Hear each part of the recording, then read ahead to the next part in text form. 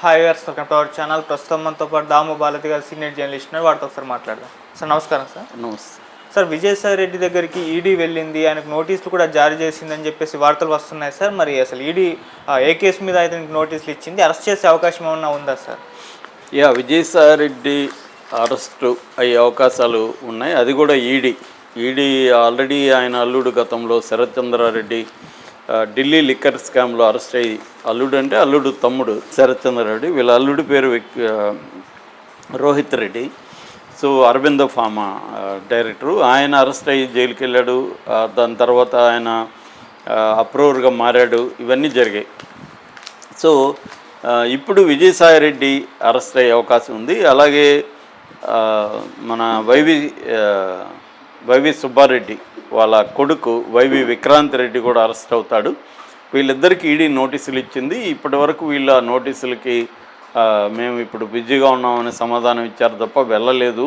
So ఇప్పుడు కానీ లాస్ట్గా మళ్ళీ విజయసాయి రెడ్డికి ఈడీ నోటీసులు ఇచ్చింది. ఈ నోటీసులకు కానీ ఆయన స్పందించి విచారణకు వెళ్ళకపోతే మాత్రం విజయసాయి రెడ్డిని అరెస్ట్ చేసే అవకాశం ఉంది అనేది వార్తలు వస్తున్నాయి. అసలు ఏ కేసులో విజయసాయి రెడ్డికి ఈడీ నోటీసులు ఇచ్చింది, విజయసాయి రెడ్డి చేసిన తప్పేంటి అనేది మనం చూద్దాం.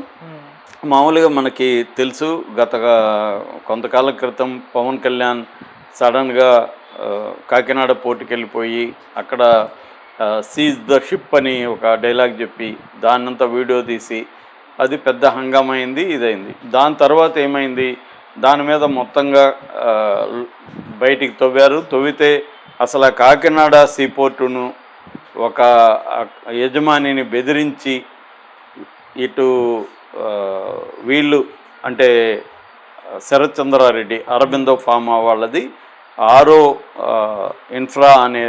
ఇన్ఫ్రాస్ట్రక్చర్ ప్రైవేట్ లిమిటెడ్ అనే ఒక సంస్థ ఉంది. ఈ సంస్థ వాళ్ళు రాసుకున్నారని వార్త వచ్చింది. యాక్చువల్గా ఏంటంటే కర్ణాటి వెంకటేశ్వరరావు, కేవీ రావు అంటారు ఆయన్ని. ఈ కేవీ రావుకి కంపెనీస్ ఉన్నాయన్నమాట.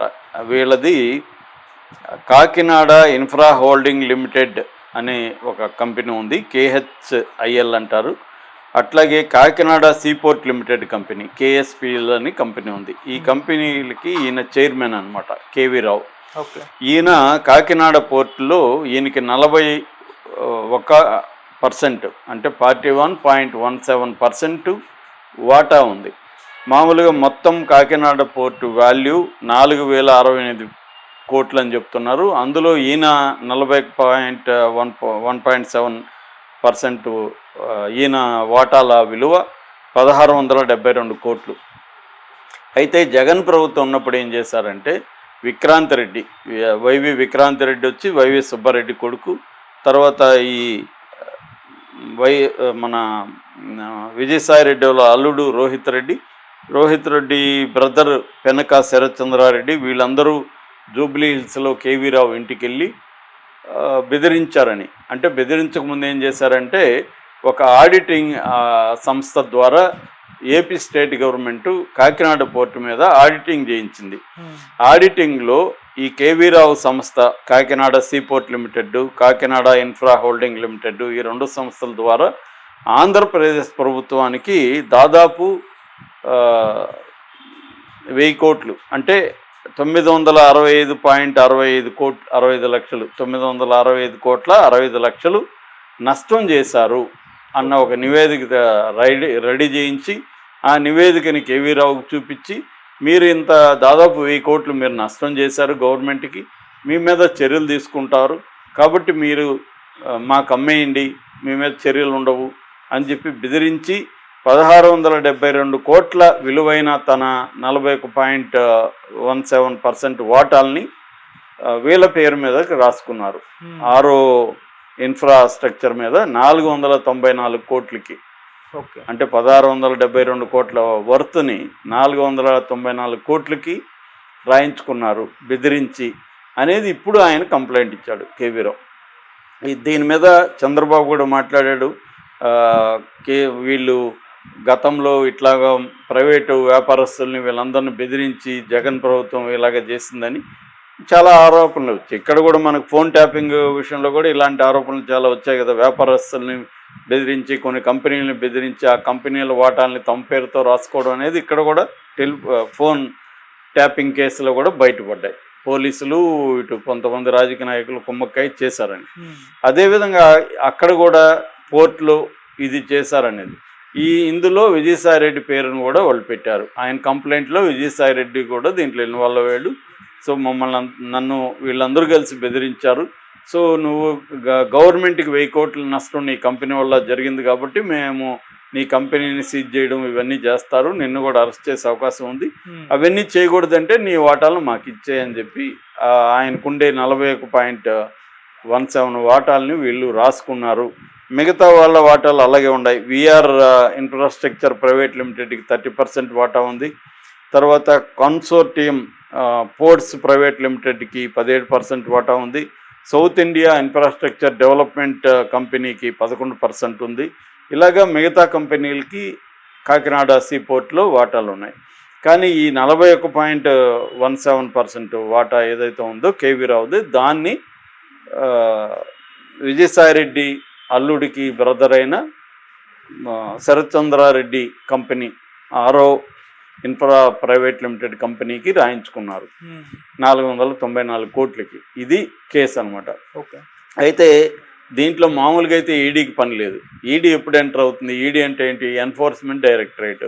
ఎన్ఫోర్స్మెంట్ డైరెక్టరేట్కి పిఎంఎల్ఏ చట్టం అంటే prevention of money laundering act, ఈ చట్టం కింద వాళ్ళు వస్తారనమాట. అంటే ఈ చట్ట ప్రకారం investigative agency ED. So ED ఇప్పుడు ఎందుకు వచ్చిందంటే దీంట్లో మనీ లాండరింగ్ ఉందని. అంటే ఈ డబ్బులు చెల్లించారు కదా, ఇది అక్రమ డబ్బులు, ఇది విజయసాయిరెడ్డికి కూడా వాటా ఉంది అని చెప్పి వచ్చారు. ఎప్పుడైనా మనీ లాండరింగ్ అంటేనే డర్టీ మనీని లాండరింగ్ చేయడం, క్లీన్ చేయడం. అంటే అక్రమంగా సంపాదించిన డబ్బుని లీగల్గా మళ్ళీ దాన్ని లీగలైజ్ చేసుకోవడం. దానికి ఇంటర్నేషనల్గా ఒక నెట్వర్క్ ఉంది. దాని మీద నేను ఇంతకుముందు కూడా వీడియోలు చేశాను. సో అలాగా ఇక్కడ ఒక బ్లాక్ మనీని వీళ్ళు వైట్ చేసుకునే ప్రాసెస్ కనిపించిందని చెప్పి ఇప్పుడు వాళ్ళు రంగంలో ఎదిగారు. వాళ్ళు నోటీసులు ఇచ్చారు. సో మనం చూస్తున్నాం ఇక్కడ కూడా ఈ కార్ రేసింగ్లో 55 కోట్లు కేటీఆర్ ఇచ్చాడని ఈడీ కూడా నోటీసులు ఇచ్చింది. అంటే ఎక్కడైనా అక్రమ మార్గాల్లో డబ్బు ట్రావెల్ లేకపోతే డబ్బులు ఇన్వాల్వ్మెంట్ లావాదేవీలు ఉన్నాయనేది వస్తే ఈడీ ఎంటర్ అవుతుంది రంగంలోకి. అలాగా ఇక్కడ కూడా ఈడీ ఎంటర్ అయింది, ఈయనకి నోటీసులు ఇచ్చింది. ఇప్పుడు ఈ కేసులో అరెస్ట్ చేస్తారా లేదా అనేది మనకి ఖచ్చితంగా చెప్పే పరిస్థితి లేదు. కానీ ఒకవేళ అంటే అందుకనే ఈ మధ్య విజయసాయిరెడ్డి కూడా తరచూ బీజేపీ వాళ్ళతో తిరగడం, ఆయన ఎవరు అమిత్ షాతో అపాయింట్మెంట్లు తీసుకుని వెళ్ళి కలవడం, ఇవన్నీ కూడా చూస్తున్నాం. అంటే ఇలాంటి అక్రమాలు ఉన్నాయి కాబట్టి వాటి నుంచి కాపాడుకోవడానికి విజయసాయిరెడ్డి ఎలాంటివి చేస్తున్నాడని విమర్శలు అయితే ఉన్నాయి. సో ఇక్కడ కూడా కేసులు పెట్టారు. కాకినాడలో సిఐడి కూడా ఎంటర్ అయింది, ఈడీ కూడా ఎంటర్ అయింది. అంటే సిఐడి అరెస్ట్ చేస్తారా ఇన్ని, లేకపోతే ఈడీ అరెస్ట్ చేస్తారనేది చూడాలి. ఎందుకంటే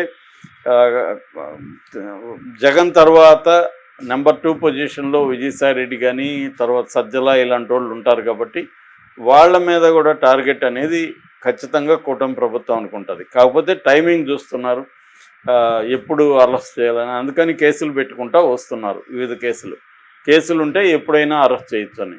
సో టైమింగ్ని బట్టి ఎప్పుడు అరెస్ట్ చేయాలి, దానివల్ల వాళ్ళకేం లాభం మనకేం లాభం ఎవరికి ఎంత నష్టం ఇవన్నీ బేరీ చేసుకొని చేసే పనిలో ఇటు చంద్రబాబు ప్రభుత్వం ఉంది. కాకపోతే మోడీ ప్రభుత్వం వీళ్ళకి అంటే వైసీపీ మీద ఏ స్థాయిలో వెళ్తుందనేది చూడాలి. ఎందుకంటే ఇప్పటివరకైతే మోడీ ప్రభుత్వం జగన్కి వ్యతిరేకంగా ఎటువంటి చర్యలు తీసుకోలేదు. జగన్ మీద ఉన్న 11 ఏళ్ళుగా జగన్ బెయిల్ మీద ఉన్నాడు అక్రమాస్తులు, దాని మీద కూడా ముందుకి గట్టిగా వెళ్ళలేదు. ఆయన బెయిల్ రద్దు చేయాలని గట్టిగా కోర్టులో ఆర్గ్యూ చేయట్లేదు. కాబట్టి ఇప్పటి వరకైతే జగన్ని ఇమ్మీడియట్గా జైలుకి పంపించాలి, లేకపోతే వైసీపీ పార్టీని రూయిన్ చేసేయాలన్న అజెండా బీజేపీకి ఉన్నట్టుగా మనకేమీ కనిపించట్లేదు. ఎందుకంటే బీజేపీకి ఏమన్నా ఉంటుందంటే జగన్ని కొద్దిగా బతికించితే చంద్రబాబుని మనం ఎదగనీయకుండా కంట్రోల్లో ఉంచవచ్చు, రేపొద్దున వాళ్ళకి లాంగ్ టర్మ్ ప్లాన్ ఏంటి, బీజేపీని స్ట్రెంగ్తన్ చేయాలి. దానికి పవన్ కళ్యాణ్ రెడీగా ఉన్నాడు వాళ్ళకి. So Pawan Kalyan plus BJP ఉన్నప్పుడు జగన్ని బలహీనపరిచేస్తే ఆ ప్లేస్లో చంద్రబాబు వ్యాపించే అవకాశం ఉంది అనే ఒక స్ట్రాటజీ ఉన్నట్టుగా ఉంది. రెండోది జగన్ కంప్లీట్గా వాళ్ళకి ఎలాగో సరెండర్ అయ్యాడు. గత ఎన్నికల్లో పెద్ద ఎత్తున జగన్ డబ్బులు కూడా సప్లై చేశాడని చెప్తున్నారు. అవన్నీ ఉన్నప్పుడు జగన్ మీద వాళ్ళు వేగంగా రంగంలో దిగలేరు. అందుకని చంద్రబాబు కూడా దూకుడుగా జగన్ మీదకి వెళ్ళడం అనేది